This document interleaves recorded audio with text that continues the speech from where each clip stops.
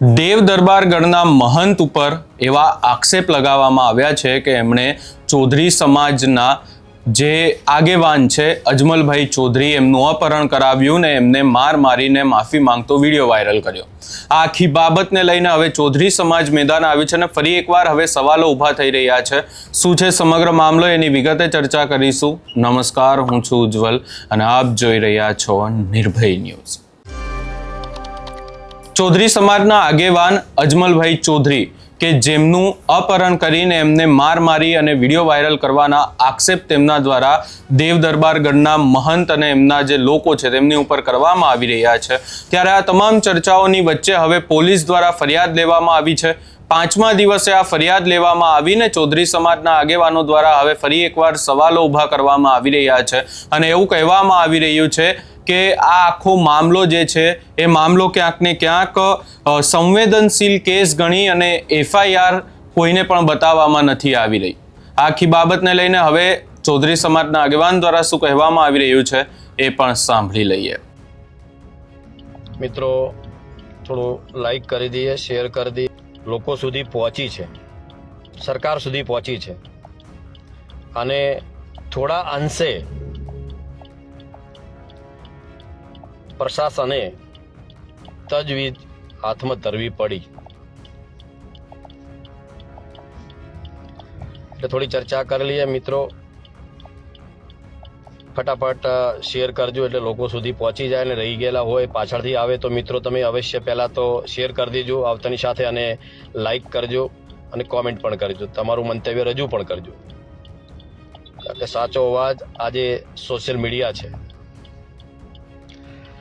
તો ચલો, જય અર્બુદા, નમસ્કાર મહેશભાઈ, કમલેશભાઈ। મારો અવાજ બરાબર છે ને? કારણ કે ઘણીવાર નેટવર્ક પ્રોબ્લેમ હોય છે ત્યારે અવાજમાં પ્રોબ્લેમ થાય છે। ગાડી સાઈડમાં ઊભી રાખીને 8:30નો ટાઈમ હતો પણ 10 મિનિટ લેટ પડ્યો છું, કારણ કે જે બાબતની ચર્ચા કરવાનો છું એ બાબતની મારા પાસે એફઆઈઆર નકલ આવી ન હતી, પણ હાલ જ 8:30 વાગે મારા હાથમાં એફઆઈઆર નકલ આવી એટલે થોડોક વાંચી રહ્યો હતો, એટલા માટે થોડોક 10 મિનિટ લેટ પડ્યો છું, માફ કરજો મિત્રો। એફઆઈઆર વાંચી અને એફઆઈઆર વાંચ્યા પછી તો ઘણું બધું મંથન કરવું પડે એ પ્રકારનું છે। અત્યારે મેં મારા ફેસબુકમાં, મારા વોટ્સઅપના સ્ટેટસમાં મેં એફઆઈઆર નકલનું પહેલું પાનું મૂક્યું છે। મિત્રો, તમે જોજો કઈ કલમ લગાવી છે, કારણ કે કલમો ખૂબ મહત્વની છે અને ફરિયાદે ખૂબ મહત્વની છે અને આખા ગુજરાતે આ ગુંડા તત્વોએ પોતે જાતે ગુંડાઓએ વિડીયો બનાવીને વાયરલ કરેલા, એ વિડીયોમાં જે પ્રકારના દ્રશ્યો છે અને એના પછી પોલીસ તંત્ર ગોળ ગોળ ગોળ ગોળ અજમલભાઈજીને એમના પરિવારોને, સગા સંબંધીઓને ફેરવતું રહ્યું 5 દિવસ સુધી। 5 દિવસ પછી એસપી સાહેબને, ડીવાયએસપી સાહેબને, રેન્જ આઈજી સાહેબને, ડીજીપીને, ગૃહમંત્રીને બધાને ફરિયાદીની એક લિખિત અરજી કે એમના ઉપર જે ત્રાસ ગુજારવામાં આવ્યો, મહંત શ્રી દ્વારા એમનું અપહરણ કરાવવામાં આવ્યું, અપહરણ કરાવીને મઠમાં લઈ જવાઈને ઢોર માર મારવામાં આવ્યો, મહંત ખુદ મારે છે એવું ફરિયાદીએ એક લિખિત અરજીમાંની અરજી બધા સોશિયલ મીડિયામાં છે, એ ફરિયાદીની અરજી છે। તો મિત્રો, તમે વિચારી શકો છો કે એક ફરિયાદી ઉપર, એના પરિવાર ઉપર કેટલું બધું દબાણ હશે, સામાજિક દબાણ, રાજકીય દબાણ। એક તો માણસને અપમાનિત કર્યો, મોટી ઉંમરના વ્યક્તિને, એક તો તમે અપહરણ કરાવો, ઉપરથી રાજકીય દબાણ લાવીને એના નિવેદનમાં તમે ફેરફાર કરાવો। આ ક્યાં સુધી વ્યાજબી છે? આખા ગુજરાતે પાછી પોલીસ ત્યાં બેસીને વિડીયો ઉતારે છે કે કાકા તમને અહીંયા તમે જાતે આવ્યા છો, તમને કોઈ મારવાનો છે। ભાઈ, એની પહેલા તો વિડીયો બધાએ તમારા જે આરોપીઓ છે એમને તો વિડીયો વાયરલ કરેલા છે અને વિડીયો અત્યારે ઉપલબ્ધ છે બધા પાસે। એટલે પોલીસ તંત્ર કઈ દિશામાં કામ કરે છે? શું પોલીસ કાયદો નહીં સમજતી હોય? આજે રાત્રે 10:30 વાગે હું ખુદ, કારણ કે ગઈકાલે આપણે કીધેલું હતું કે ભાઈ 5 વાગ્યા સુધીમાં ફરિયાદ દાખલ નહીં થાય તો ગાંધીજી ત્યાં આંદોલન કરવામાં આવશે. તો 5 વાગ્યા પહેલા ફરિયાદ તો ફરિયાદી પાસે લાઈન લઈ લીધી, પણ ફરિયાદીએ ફરિયાદમાં જે લખાવ્યું શું એમને ફરિયાદીને પણ નકલ ના આપવામાં આવી. પૂછપરછ કર્યું તો એવું કહેવામાં આવ્યું કે ભાઈ ઓનલાઈન ચડાવીએ છીએ, સર્વર ડાઉન છે. મને એ નતું સમજાતું કે આ સર્વર ડાઉન કોનું છે. ખરેખર નેટ કે પોલીસ સ્ટેશનમાં કોમ્પ્યુટરમાં સર્વર ડાઉન હતું કે પોલીસના જે વડાઓ છે એમનું સર્વર ડાઉન હતું રાજકીયના ઈશારે? એ સમજવા માટે હું ખુદ રાત્રે 10:30 વાગે થરા પોલીસ સ્ટેશનમાં ગયો. ત્યાં પીઆઈ સાહેબ હાજર હતા નહીં. ત્યાં પૂછપરછ કરી ત્યારે ગોળ ભાષામાં જવાબ આપ્યો કે સાહેબ એફઆઈઆર નોંધાઈ ગઈ છે અને અમારો આ એફઆઈઆર નંબર છે. મને પાછળના 3 ઓકડા કહેવામાં આવ્યા હતા. તો એ એફઆઈઆરના 3 ઓકડા કહેવામાં આવ્યા, એમને ઓનલાઈન ચડાવી છે ને એમાં લખ્યું હતું કે આ સંવેદનશીલ મુદ્દો હોવાથી અમે ઓનલાઈન આ એફઆઈઆર બતાવી શકતા નથી. અરે ભાઈ, તમને 5 દિવસ પછી સંવેદનશીલ લાગ્યું? તો 5 દિવસ તમે કર્યું શું? આજ મોટી શંકા ઉપજાવે છે. એટલા માટે થરા પોલીસ સ્ટેશનનું આ દેવ દરબાર મઠમાં શું એમનું કનેક્શન છે એ મને હજી સમજાતું નથી. આ દેવ દરબાર મઠના મહંતને બચાવવામાં એમને શું રસ છે એ મને સમજાતું નથી. આજે જ્યારથી મેં વિડીયો જોયા છે ત્યારથી મારા ધાર્મિક સ્થળોની અંદર મારી લાગણી દુભાઈ છે. જે પ્રકારે મારા સમાજના અગ્રણીને ઢોર મારવામાં આવ્યો છે, એમનો વિડીયોમાં નિવેદન મેં સાંભળ્યું છે. ખુદ ફરિયાદી આપે છે કે મારી આ રીતે અપહરણ કરાવાયું, અપહરણ કરી ગયા, મને મહંતે ઓગીએ માર્યો છે, નિવસ્ત્ર કરીને 15,000 મારા લૂંટી લીધા. એ દરમિયાન મારા દીકરાનો ફોન આવ્યો એટલે મેં પોલીસને જાણ કરવાનું કહ્યું તો ફરીથી મારો ફોન જૂટવી લીધો, તોડી નાખ્યો અને મને ફરી માર્યો. પછી મારા પાસે બેસાડીને મારું નિવેદન ખોટું લેવડાયું, માફી મંગાવી. તો બધા શું નાટક છે? પોલીસને નહીં ખબર પડતી? આમ જનતાને જો ખબર પડતી હોય તો પોલીસને ના ખબર પડે? બનાસકાંઠાના એસપી, ડીવાયએસપી કોના ઈશારે કામ કરી રહ્યા છે? સમાજની અંદર વેર વિગ્રહ ઉભા થાય પ્રકારનું કેમ તમે આટલું લેટ કરી રહ્યા છો? આરોપીઓને પકડવાના હોય તમે તો ખાલી કોઈ ધોકા મારતા હોય તો તમે ખુદ ફરિયાદી બનીને એની ફાયર નોંધો છો. તો આ કિસ્સાની અંદર અપહરણ કર્યું છે, એક વડીલને ઢોર માર્યો છે, એ વડીલ માફી માંગી રહ્યા છે અને છતાં તમે હજી ફરિયાદ નથી નોંધતા ફરિયાદીની. મેં આખી ફરિયાદ અત્યારે વાંચી છે. એ ફરિયાદ પણ હવે તો શંકા ઉપજાવી રહી છે કે શું ફરિયાદીને પણ પોલીસ ડરાવી રહી છે? આગળના દિવસે પોલીસ નિવેદન લેવા જાય છે, પાછું બીજા દિવસે સરકારી રેસ્ટ હાઉસની અંદર બેસીને મોડલા ખૂટવામાં આવે છે. આ બધું કોના ઈશારે પોલીસ કરી રહી છે અને મોડલા શા માટે ખૂટવામાં આવે છે એ પોલીસ જાહેર કરે. મારી તો લાગણી દુભાઈ છે. આજે હું પણ મારા વકીલ મિત્રોની સલાહ લઈ રહ્યો છું અને હું ખુદ હાઈકોર્ટમાં જવાનો છું. કારણ કે જે પ્રકારે લિખિતમાં પહેલી એમની અરજી આવેલી છે ફરિયાદીની, એમનું નિવેદન પણ છે અને આજે ફરિયાદી બીમાર છે, હોસ્પિટલમાં એડમિટ છે, પરિવારને ડરાવવામાં આવી રહ્યો છે.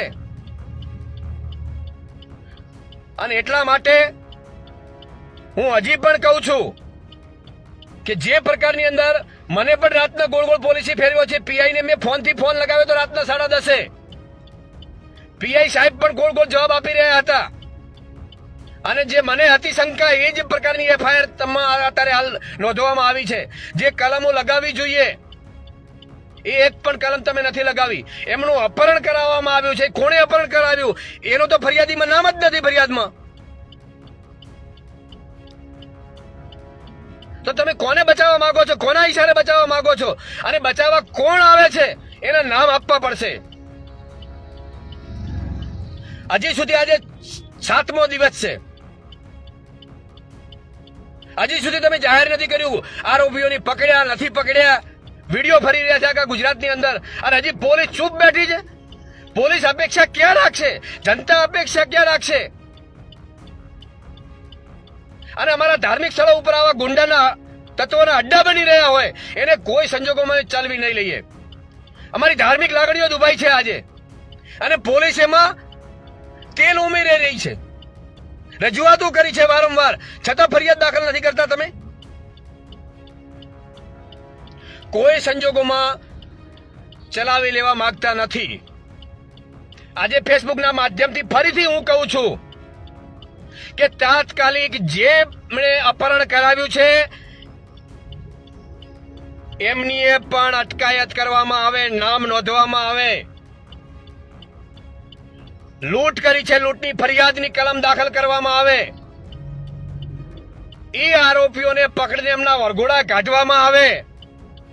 અને ફરીથી કહું છું 24 કલાકની અંદર આ લોકોની ધરપકડ નહીં થાય, એમની અટકાયત નહીં થાય. જે પ્રકારની પહેલા દિવસની ફરિયાદ આ ફરિયાદીની છે એ પ્રકારનું એમની કલમો લગાવવામાં નહીં આવે તો ન છૂટકે ગાંધી ચીધ્યા માર્ગે ડોક્ટર બાબા સાહેબ આંબેડકરજીએ જે બંધારણ એમને હક અને અધિકાર આપ્યા છે એ પ્રમાણે કાયદાકીય લડત અમે લડીશું.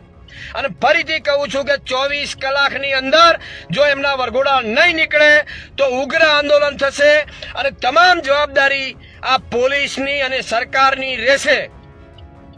હું નમ્ર વિનંતી કરું છું મારા સમાજને, મારા સમાજના યુવાનોને અને 18 આલમને વિનંતી કરું છું કે આપણા આસ્થાના કેન્દ્ર ઉપર આવા ધાર્મિક અડ્ડાઓ, આવા લફંગ મહંતોના કારણે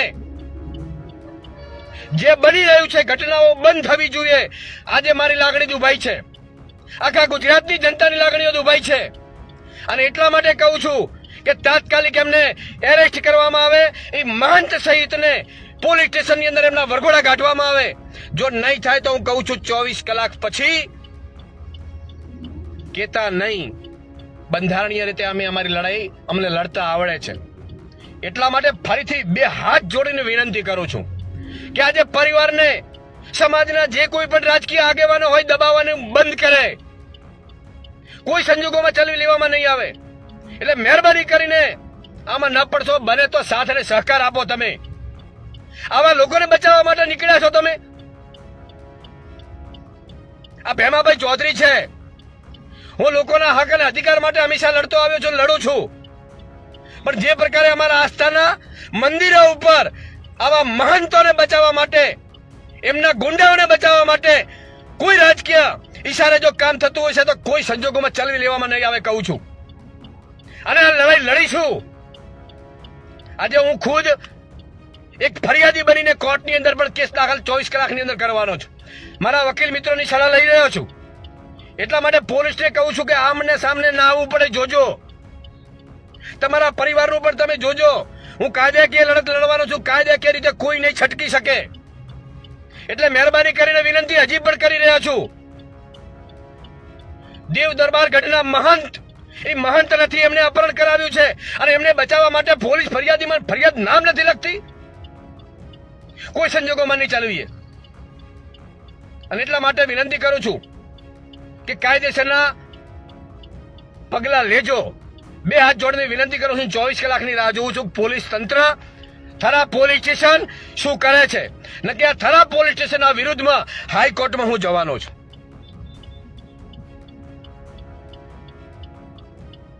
એટલા માટે નમ્ર વિનંતી કરું છું. દરેકને વિનંતી કરું છું, સાથ અને સહકાર આપજો અને મારે આ લડાઈ લડવાની છે. મને ખબર છે કે મારા ઉપર દબાણો કેટલાય આવી રહ્યા છે 4 દિવસથી. મને મારો પરિવાર પણ કહી રહ્યો છે.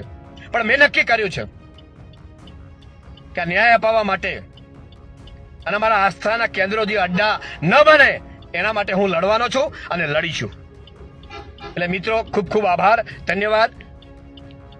આખી એફઆઈઆરની નકલ હું આપ સૌને મારા ફેસબુકના માધ્યમથી મોકલી રહ્યો છું. આપ જોજો, કોમેન્ટ પણ કરજો. ખરેખર ન્યાય છે, તમે ન્યાય કરજો, જનતા ન્યાય કરશે. ધન્યવાદ. આ મામલો હવે દિવસે ને દિવસે ક્યાંક ને ક્યાંક ઉગ્ર પણ બનતો જઈ રહ્યો છે. ત્યારે હવે માત્ર ને માત્ર એવી જ ચર્ચાઓ થઈ રહી છે કે આખા કેસમાં પોલીસ ક્યારે આરોપીઓની ધરપકડ કરશે અને ક્યારે આરોપીઓને સજા આપવામાં આવશે. આ સમગ્ર બાબતે તમારો શું અભિપ્રાય છે એ અમને કમેન્ટ કરી જરૂર જણાવશો ને અમારી ચેનલ નિર્ભય ન્યૂઝને લાઇક, શેર, સબસ્ક્રાઇબ કરવાનું ભૂલશો નહીં.